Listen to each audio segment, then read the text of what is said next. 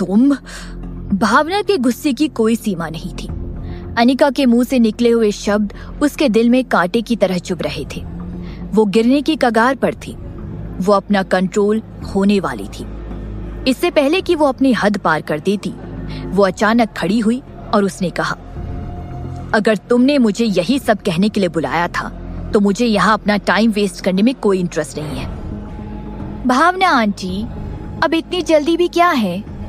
अनिका जानती थी कि भावना के इमोशन उफान पर थे और वो अपना कंट्रोल खो देने की कगार पर आ चुकी थी।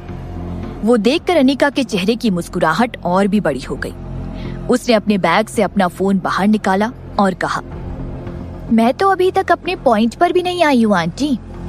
देखिए, मैं आपको कुछ ऐसा सुनाती हूँ जिसे सुनने में आपको बहुत मजा आएगा। क्या? भावना ने अनिका से पूछा। अनिका ने अपने फोन पर रिकॉर्ड की हुई रिकॉर्डिंग को बजाया। ये वही रिकॉर्डिंग थी जो उसने कुछ दिन पहले आशा के गांव में रिकॉर्ड की थी, जब उन गुंडों ने उस पर अटैक किया था। मालिक, ये लड़की जो कह रही है, क्या वो सच है? क्या वो भावना सच में हमारे भरोसे के लायक है? एक का मुंह बंद रखने खातिर कई लोगों की जान ले लेते हैं शहरी लोग। उस रिकॉर्डिंग को सुनते ही भावना के चेहरे का रंग बदल गया। उसने कांपती आवाज में कहा, कहां से मिली तुम्हें ये रिकॉर्डिंग? भावना ने अपना हाथ आगे बढ़ाकर अनिका के हाथ से उसका फोन छीनना चाहा। अनिका, जल्दी से ये फोन मुझे दे दो। आंटी, मैं अपना फोन आपको क्यों दूं? मुझे ये रिकॉर्डिंग पुलिस के हवाले करनी होगी। आपने मेरा रेप करने के लिए उन गुंडों को मेरे पीछे भेजा था। ये तो फिर सबूत हुआ ना। भावना आंटी, आप थोड़ी स्मार्ट गुंडे नहीं ढूंढ सकती थी? अगर आपने थोड़ी समझदारी दिखाई होती तो मुझे इतनी आसानी से आपके खिलाफ एविडेंस नहीं मिलता। अगर आपको जेल हो गई तो आरुष और डैड आपके बारे में क्या सोचेंगे? अनिका ने हंसते हुए कहा। अनिका का पलड़ा भारी देखते हुए भावना के शरीर में उसका खून उबलने लगा था। वो बेवकूफ 2 कौड़ी के गुंडे इतनी सी लड़की का रेप तो कर नहीं पाए, उल्टा अपनी आवाज रिकॉर्ड करवा ली, भावना ने सोचा। भावना की खून से भरी आंखें अनिका के हाथ में पकड़े फोन पर अपनी नजरें टिकाई हुई थी। उसके दिमाग में सिर्फ एक ख्याल आ रहा था, ये वॉइस रिकॉर्डिंग पुलिस के हाथ नहीं लग सकती। अगर ये एविडेंस पुलिस के हाथ आ गया तो उसकी जिंदगी बर्बाद हो जाएगी। इस समय भावना बहुत बड़ी मुसीबत में फंसी हुई थी और ये रिकॉर्डिंग उसकी मुसीबत को और बढ़ा रही थी। नहीं, ऐसा नहीं हो सकता। जैसा कि अनिका ने कहा था, उसने 20 साल तक सब कुछ प्लान किया था। एक ही झटके में सब कुछ खत्म नहीं हो सकता। वो नहीं चाहती थी कि उससे सब कुछ छिन जाए। उसे कुछ भी खोना नहीं था और ना ही किसी से हारना था। वो हमेशा एक विनर थी। हर चैलेंज को उसने जीता था। भावना अपनी जगह से उठकर टेबल के गोल घूमकर दौड़ती हुई अनिका के पास आ गई। उसने अनिका को सोफे पर धक्का दिया और अपना हाथ आगे बढ़ाकर अनिका के हाथ से उसका फोन छीनने लगी। अनिका, ये फोन मुझे दो। अनिका ने अपना फोन अपने हाथ में कस के पकड़ा हुआ था। उसने हंसते हुए भावना से कहा, मैं ये आपको नहीं दूंगी। आपने फिल्म स्टूडियो में प्रॉप गन को रियल गन में बदल दिया था ना, ताकि आप मेरी जान ले सके। आपने उन गुंडों को भी मेरे पीछे भेजा मेरा रेप करने के लिए, लेकिन क्या आप अपने इरादों में कामयाब हुई? भगवान भी बहुत अच्छे से जानता है कि आपने क्या क्या किया है। आपने इतने सारे जुर्म किए, इतने मासूमों की लाइफ बर्बाद की। आज आपको आपके किए की सजा मिलकर रहेगी। हाँ। अनिका, किसे क्या सजा मिलती है ये तो हमें बाद में पता चलेगा। ये रिकॉर्डिंग मुझे जेल भेजने के लिए काफी नहीं है। मैं नहीं हारने वाली, मैं कभी नहीं हारूंगी, भावना ने जोर से चिल्लाते हुए कहा। भावना, सपने देखना बंद करो, हकीकत में आओ।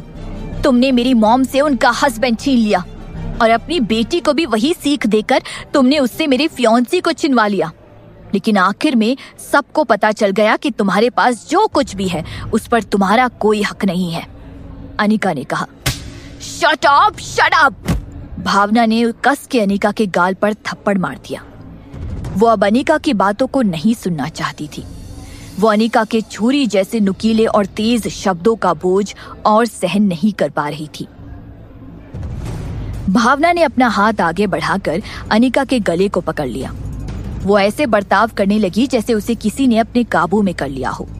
वो चिल्लाते हुए कहने लगी, मैं तेरी जान ले लूंगी, बिद्दी सी लड़की, तू मुझे हारने चली थी। अगर मैं मरूंगी तो तुझे भी मेरे साथ मरना होगा। अनिका को अचानक सांस लेने में तकलीफ महसूस होने लगी और उसने भावना की पकड़ से रिहा होने की कोशिश करते हुए भावना को धक्का दिया और उसे जोर से मारा। तब तक कैफे में काम कर रहे लोग वहां आ चुके थे। वो मौजूद वेटर ने सब कुछ देख लिया था। वहां जो कुछ भी हुआ उसने चीखते हुए कहा, मर्डर! ये औरत उस लड़की की जान ले लेगी, जल्दी करो, कोई पुलिस को बुलाओ, अरे कोई रोको। वो वेटर पुलिस को कॉल करने के लिए भाग गया। जब भावना ने पुलिस को बुलाओ ये सुना, तब जाकर वो अपने होश में आई। उसने देखा कि अनिका का गले पकड़ने की वजह से अनिका का चेहरा पूरा लाल हो गया था। उसकी सांसें तेज हो गई थी। भावना ने जल्दी से अपने हाथ पीछे कर लिए। मैंने किसी को नहीं मारा, मैंने किसी की जान नहीं। भावना पैनिक हो गई और वहां से जल्द निकलने के लिए खड़ी हो गई। हालांकि किसी ने उसका हाथ पकड़कर उसे रोक लिया। उसने पलटकर देखा और पाया कि अनिका उसकी ओर मुस्कुराकर देख रही थी। उसने हंसते हुए कहा, भावना, अब जो कि तुम मेरे हाथ लगी हो तो मैं तुम्हें इतनी आसानी से जाने दूंगी? हाँ, ये बात तो तुमने बिल्कुल ठीक कही थी कि इस रिकॉर्डिंग के गवाह पर मैं तुम्हें जेल नहीं भेज सकती, लेकिन अगर तुम खुद मुझे मारने की कोशिश करो तो वो भी सबके सामने। भावना की जान हलक में अटक गई और उसे बहुत डर लगने लगा। उसने कांपते हुए अनिका से पूछा, तुम्हारा क्या मतलब है? अनिका ने जल्दी से अपना हाथ आगे बढ़ाया और भावना के पास रखी टेबल पर पड़े चाकू को उठा लिया। अचानक से किसी को चाकू मारने की आवाज सुनाई थी। अनिका का बायां कंधा खून से लथपथ था। भावना वहां हैरान खड़ी थी। सब कुछ इतनी जल्दी हुआ, इतनी अचानक कि उसे कुछ समझ ही नहीं आया। अनिका के दिल में कोई इमोशन नहीं था। अपने कंधे के ऊपर चाकू मारते हुए उसकी आंखें तक नहीं झपकी। तभी भावना के दिमाग में उसे कुछ बातें याद आने लगी। आज अनिका ने यहाँ आते समय अपने हाथ में व्हाइट कलर के ग्लव्स पहने हुए थे। दिसंबर का महीना था और ये बड़े घर की लड़कियां फैशन के नाम पर ये ग्लव्स और स्कार्फ्स वगैरह पहन लेती है, वरना मुंबई में इतनी ठंड कहाँ। हालांकि जब भावना कैफे में पहुंची तो उसने देखा था कि उसकी टेबल पर पड़ी कटलरी बिखरी हुई थी। भावना ने उस कटलरी को अरेंज करके साइड में रख दिया और अपनी जगह पर बैठ गई। दूसरे मायने में कहा जाए तो कटलरी को हाथ लगाते समय उस चाकू पर उसके फिंगरप्रिंट्स आ गए थे, लेकिन अनिका ने अपने हाथ में ग्लव्स पहने हुए थे, जिस वजह से उसके फिंगरप्रिंट्स उस चाकू पर नहीं पड़ सकते थे। प्लस दोपहर का समय हो रखा था। चाहे ये कैफे कितना ही शांत क्यों ना हो, कैफे में इस समय किसी का भी ना होना नामुमकिन था। इसका मतलब अनिका के हाथ में कैफे का पूरा कंट्रोल था।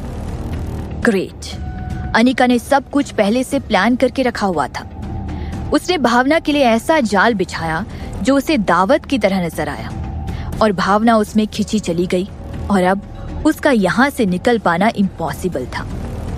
अनिका ने पहले अपनी तीखी और नुकीले शब्दों से भावना पर वार किया और फिर उसे उन गुंडों की हुई रिकॉर्डिंग सुनाई। उसने भावना को उसका कंट्रोल खो देने पर मजबूर किया और उसे आगे उकसाती रही। उसके बाद उस वेटर ने देख लिया कि भावना अनिका का गला दबा रही है। इसका मतलब भावना के खिलाफ एविडेंस भी था और आई विटनेस भी।